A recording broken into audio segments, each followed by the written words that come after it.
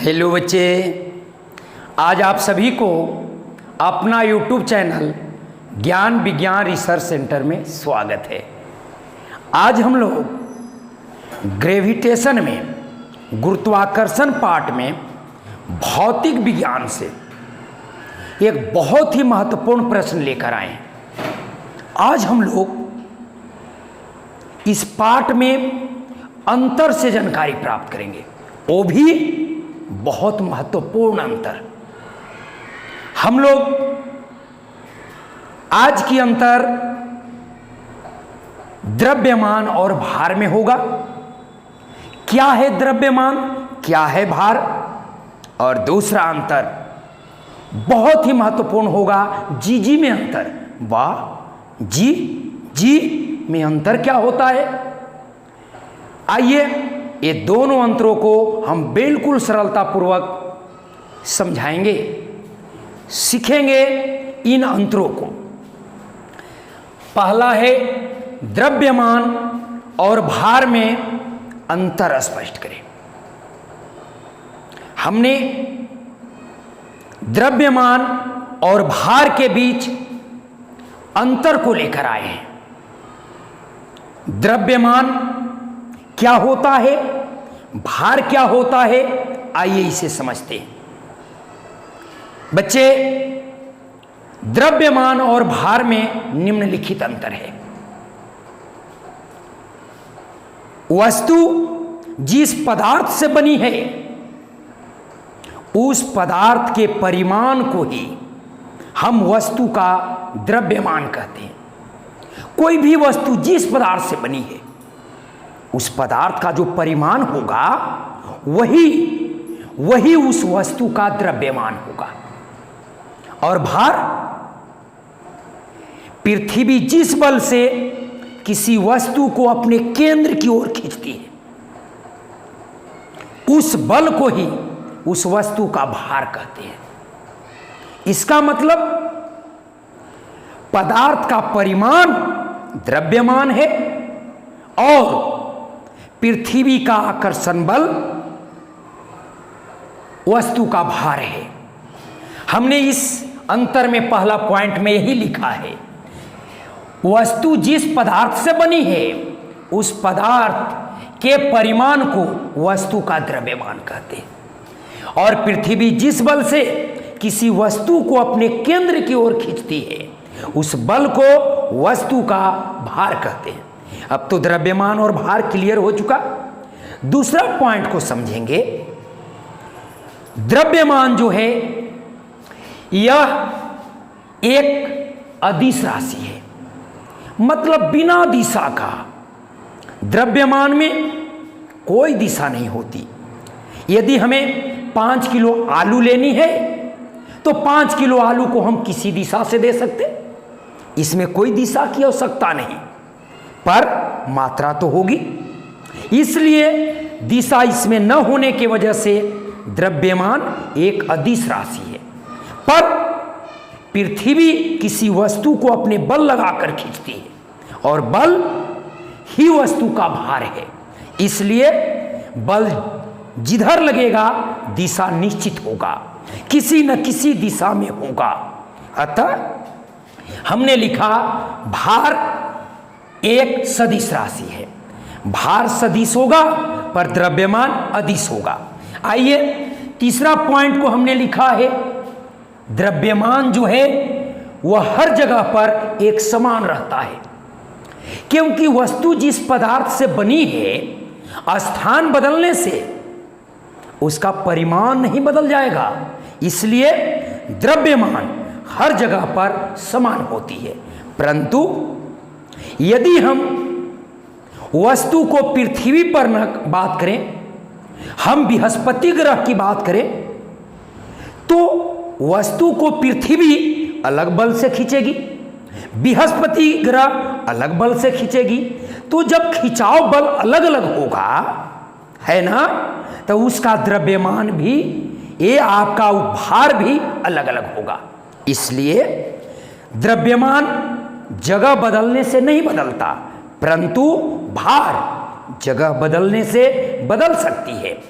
देखिए, भार स्थान को बदलने से, जगह को बदलने से बदलती है, पर द्रव्यमान नहीं।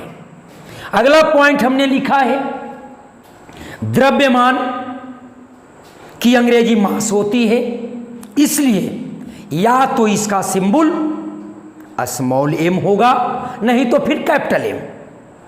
द्रव्यमान को छोटी m या फिर बड़ी m से सूचित करते हैं, पर भार, हाँ, भार वेट होती है, इसलिए या तो भार को छोटी W से सूचित करते या फिर बड़ा W से। वही चीज को हमने लिखा है यहां पर, द्रव्यमान को m या m से, जबकि भार को W या W से सूचित किया जाता है। बिल्कुल क्लियर? हाँ। अगला पॉइंट हमने लिया है, द्रव्यमान जो है इसको बिल्कुल साधारण तुला से तौल लेते हैं, क्योंकि यह पदार्थ का परिमाण है।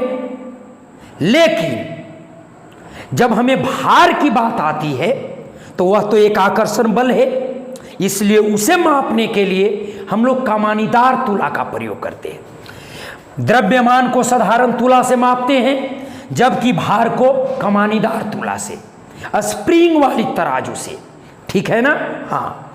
अगला पॉइंट हमने लिखा है, द्रव्यमान का एसआई मात्रक की अगर बात करें तो इसका एसआई मात्रक किलोग्राम होता है, और सीजीएस मात्रक की बात करें तो वह ग्राम होता है। ठीक उसी प्रकार ये भार जो है, भार का एसआई मात्रक न्यूटन, क्योंकि भार एक बल है तो बल का मात्रक तो न्यूटन होता है, इसलिए भार का भी एसआई मात्रक न्यूटन होगा। लेकिन सीजीएस मात्रक डाइन होती है। तो हमने 6 अंतर को द्रव्यमान और भार के बीच रखा। आपने इसको अंतर को अच्छी तरह से समझा। अब हम लेते हैं दूसरा सवाल, बहुत ही मजेदार है ना? जी में अंतर क्या होता है भाई? बड़ा जी और छोटा जी, दोनों जी में क्या अंतर है? आइए हम बिल्कुल दोनों जी में अंतर समझते हैं। जी जो है, बड़ा जी, यह एक गुरुत्वाकर्षण सार्वत्रिक नियतांक है। कैपिटल जी जो है यह गुरुत्वाकर्षण सार्वत्रिक नियतांक है। लेकिन स्मॉल जी जो है यह गुरुत्वीय त्वरण है। कैपिटल जी का जो मान है वह किसी जगह पर जाए, किसी पिंड पर जाए, लेकिन जी का मान में कोई बदलाव नहीं होती, जी का मान में कोई परिवर्तन नहीं होता। लेकिन स्मॉल जी जो है इसका मान जगह बदलने से बदलता है, क्योंकि यह एक गुरुत्वीय त्वरण है। तो गुरुत्व बल तो हर पिंडों का अलग अलग होती है, तो स्थान बदलने से भी इसके मान में परिवर्तन हो सकता है। आइए हमने तीसरा पॉइंट की बात करते हैं। जो कैपिटल जी है, जो बड़ा जी है, इसका मात्रक न्यूटन मीटर स्क्वायर प्रति वर्ग किलोग्राम होता है। लेकिन जो छोटा जी है ना, ये गुरुत्वीय त्वरण है, इसका एसआई मात्रक मीटर प्रति सेकेंड स्क्वायर होता है। हमने लिखा है मीटर प्रति सेकेंड स्क्वायर, मात्रक होगा स्मॉल जी का, है ना? और कैपिटल जी का एसआई मात्रक होगा न्यूटन मीटर स्क्वायर प्रति वर्ग किलोग्राम। ठीक है?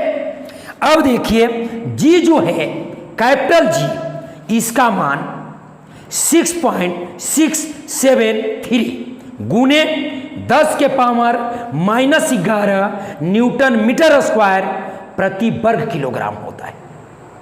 कैपिटल जी का मान 6.673, लेकिन वही स्मॉल जी का मान पृथ्वी की सतह पर 9.8 मीटर प्रति सेकेंड स्क्वायर होता है ना? अब हम लोग देखते हैं अगला अंतर। जी का जो मान है इसको 1798 ईस्वी में सर कैवेंडिश ने अपने प्रयोग के आधार पर इसका मान निकाला, लेकिन पृथ्वी की सतह पर जो स्मॉल जी है ना, इसका मान Gm/d² सूत्र से प्राप्त किया जाता है। हम जी निकालनी है स्मॉल जी, तो ये सूत्र के आधार पर निकाल ली जाती है, लेकिन कैपिटल जी का मान हर वैज्ञानिकों ने अलग अलग तरीकों से निकाला। 1798 ईस्वी में सर कैवेंडिश ने प्रयोग के माध्यम से इसका मान 6.673 गुने 10 के पावर -11 प्राप्त किया। बिल्कुल राइट। हाँ, अगला है कैपिटल जो जी है, कैपिटल जो जी है इसका प्रयोग हम लोग गुरुत्वाकर्षण बल प्राप्त करने में करते हैं। गुरुत्वाकर्षण बल के व्यंजक में गुरुत्वाकर्षण बल का मान ज्ञात करने में कैपिटल जी का प्रयोग किया जाता है, लेकिन वस्तु का भार निकालनी हो तो उस भार निकालने में हम लोग स्मॉल जी का प्रयोग करते हैं। तो इन जी में भी अंतर हमने 106 पॉइंटों में दिया और द्रव्यमान और भार को भी 6 अंतरों में व्यक्त किया, बिल्कुल सरल तरीकों से। यदि ये दोनों अंतर आपको अच्छे तरह से समझ में आए, यदि अच्छा लगा तो आप अपना चैनल को लाइक, सब्सक्राइब और शेयर जरूर करें, और यदि कोई सुझाव हो तो जरूर कमेंट करें। धन्यवाद।